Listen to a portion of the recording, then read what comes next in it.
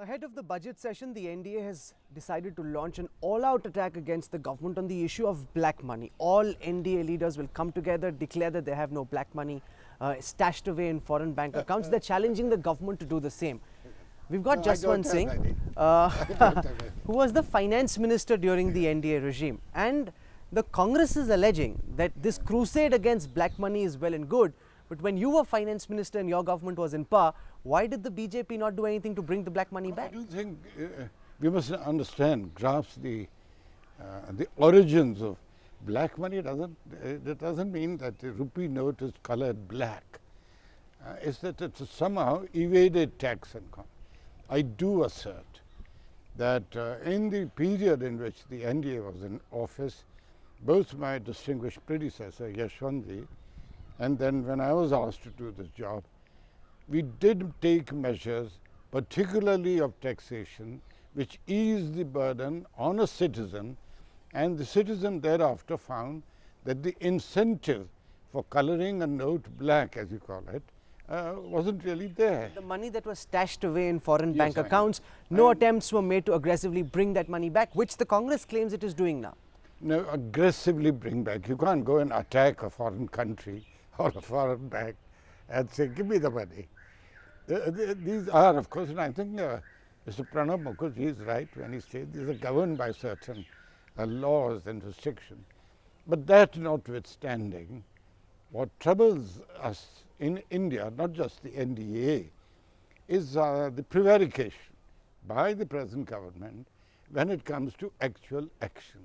I cite only one example, which is ratification. The UN, forgive me, the UN Convention, when we were in office, there was no UN Convention. But that I am not citing as an extenuating circumstance. The UN Convention is adopted out of 114 countries, I think 111 or something. Or 11 countries have not ratified, including the United States of America. Now, we must, of course, we have friendly relations with the United States, but we don't have to ape them in every fashion. If the US does not ratify, it's no reason why India does not ratify. And in India's constitution, there is no such thing as a ratification. Ratification in the United States is by the Congress. There is no provision in India for ratification by the Parliament. All that is required is for this treaty to be taken up for consideration by the Cabinet, and the Cabinet to say, yes, please, we agree to it. Now, why doesn't the government do that? Secondly, the government has to act a little more deliberately. With the banks concerned, I cite only the example, otherwise it's a very friendly country, Switzerland, for example. Switzerland itself wants to move out from this coloring that they are a home only for black men, which is not. It's a very highly responsible and extremely well-run government. We must have good relations with it.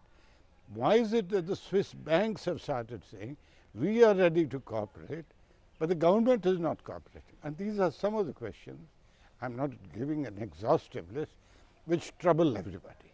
And naturally, therefore, the NDA says you're not active. But you're okay with Pranab Mukherjee saying that those names cannot be made public, the names received from Liechtenstein, because there is a treaty which bars us from doing so? No, with one correction to that. The treaty says the government cannot disclose publicly, but the government is under an obligation to report those names to the court. And the court can, everything in the court is open. So, my dear friend Pranab Babu is perhaps overstretching the point when he says he can't do it. Certainly, perhaps he can't, and I appreciate his sense of propriety, but he must at least give it to the court and say, you are free, Mr. Justice, sir, to open it to the public. Do it. Like the BJP's launched an all-out attack on the issue of black money. I don't take all-out attack. It sounds too combative. Yes. Like they've launched an attack on the government on the issue of black money. Corruption too is a big issue the government is being cornered with. But the Congress is saying that the BJP has differential standards when it comes to corruption. When it's Shashi Tharoor, Ashok Chavan, you want them to step down. When it is Yedurappa, you suddenly find reasons as to why he must stay. Yeah, they have a point here which troubles the BJP too. It is. But the question is principally to me personally, and I have written about it, I have said it earlier. Money corruption, to my mind, is the easiest corruption to attend to. There is a limit to how much money a person can want. But what afflicts us, all of us today, I say this with great sense of humility, we are all troubled by it. It is the corruption of the spirit. It's not corruption about money. And because beyond a certain point, it becomes notional. When I go to my village, 2G has no meaning. 176,000 crores is a mythical figure. They ask me how many zeros does it have. So the corruption of spirit permeates down to the lowest level of administration, whereafter a citizen is fearful of going to the state for even redressal of the most ordinary grievance. It afflicts us, all of us today.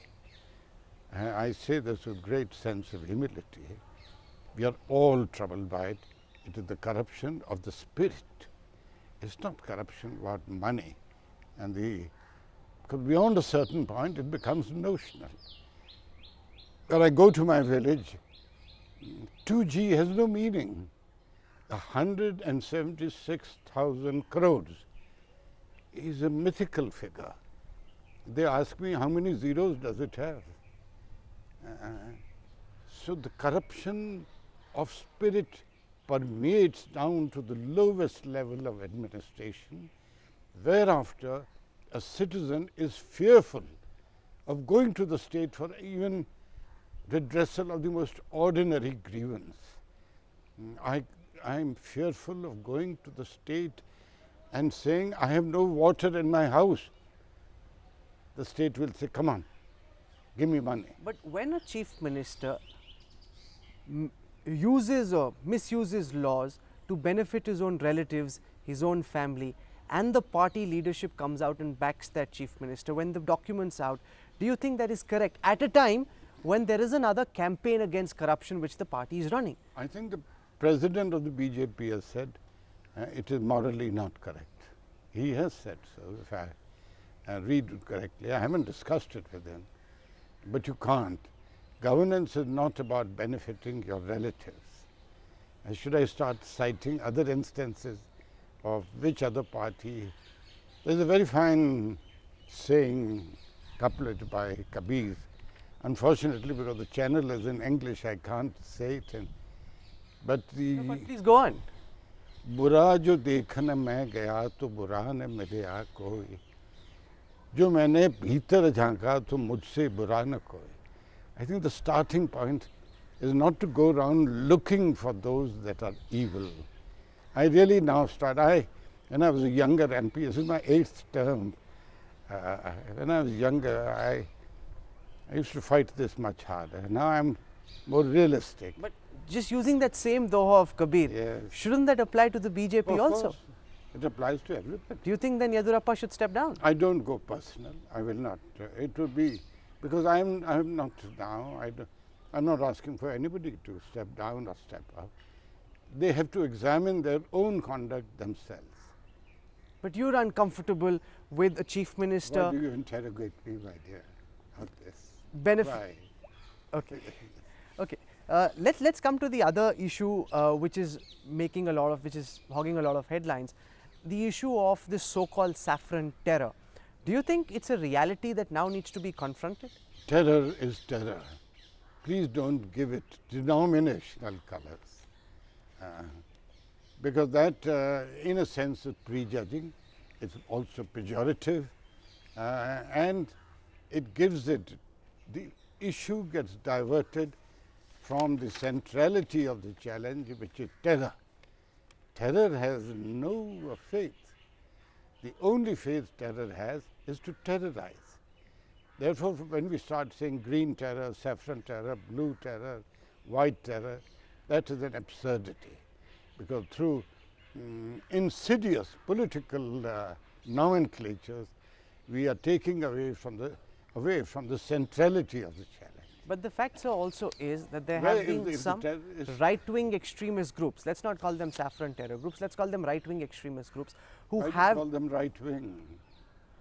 Okay, fair enough. Let's work on the definition then. But there is this issue that I have. It's not a small issue, because what I say is, don't start compartmentalizing terror. Terror is a challenge to the state, irrespective from whom it comes, where it comes. It must be addressed all square. But that's not the attitude we see from the opposition, because No, they're then looking at this as being a political conspiracy. There is forensic evidence, there are interrogation reports. Whatever you call this terror, the opposition wants to believe it doesn't exist. So they're not agreeing with you on that.